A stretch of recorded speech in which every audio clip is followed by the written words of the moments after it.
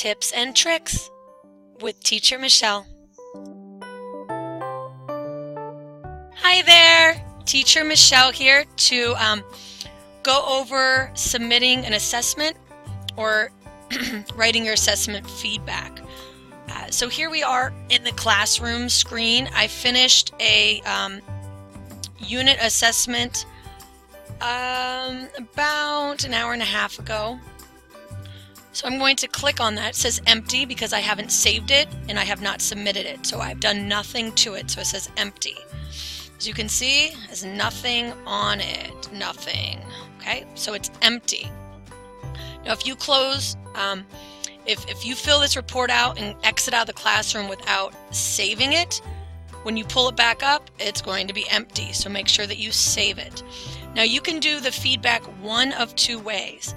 You can do it afterwards, which is what I prefer, and you literally go through each one. Hopefully you've taken notes. Or you can click the arrow here, which I showed in setting up your assessment video. You can click the arrow and it is underneath. Okay, it is underneath. And you can go through the questions with the students. Okay, so you can answer the questions as the student answers them. Me personally, I like to take my notes typically on what they're having trouble with, or if they do something really, really well, and then I just fill it out afterwards because I can literally just go through it pretty quickly. Now I hit the up arrow if I want to look at the whole thing. Now I'm going to show you a little trick. Hold on one moment. Okay, so this is just the PowerPoint for the learning assessment because I can't pull one up since I've already done it. But if you look at the very bottom under the tips, it has the question number. So question number 1 corresponds with question number 1 on your assessment form. So if you are using it like this, you know what question number you're on, 10, because it will correspond with question 10. That's 9, so it will correspond with question 10. So you can make sure that you are on track. So that's how you can use the assessment one of two ways as far as keeping track of the questions. Always, always, always make sure that you save it. Save, save, save, save, save. So this is for Tian Jia Miao. She did awesome. She did everything very, very well.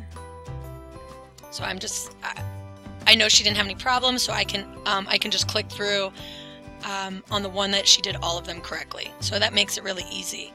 And I use Feedback Panda to create her feedback, and I have videos on Feedback Panda, but here I am. I'm just going to copy and paste. Whoops, that's not the right one.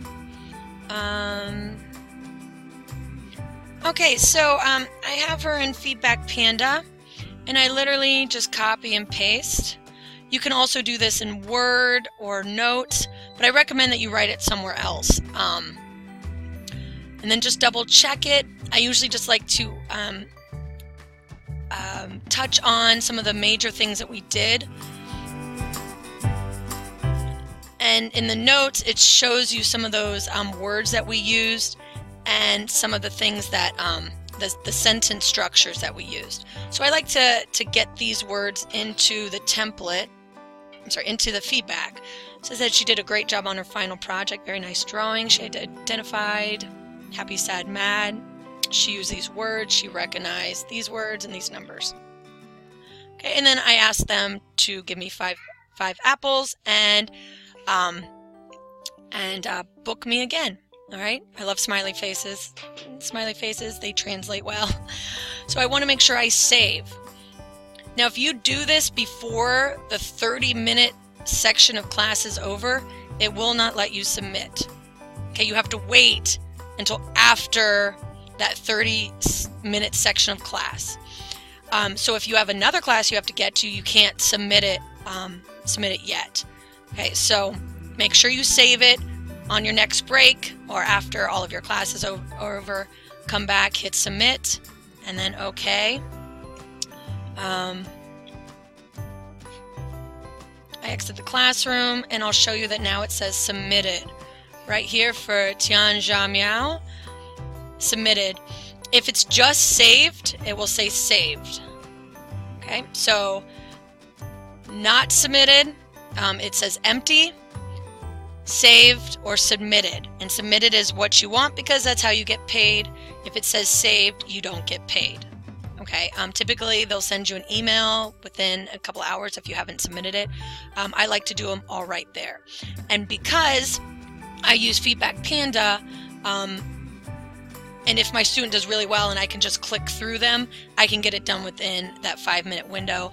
But if I have to really dig into the student because there was, I helped him or her a lot, or they struggled, then I'll usually wait until after I'm done with all my classes. So it kind of depends, but because I have my system with Feedback Panda set up pretty easily, I'm able just to check, copy and paste, and I'm done. Okay, so there you go. That's how you write up a unit assessment feedback. And I'll see you on the next video. Keep on teaching.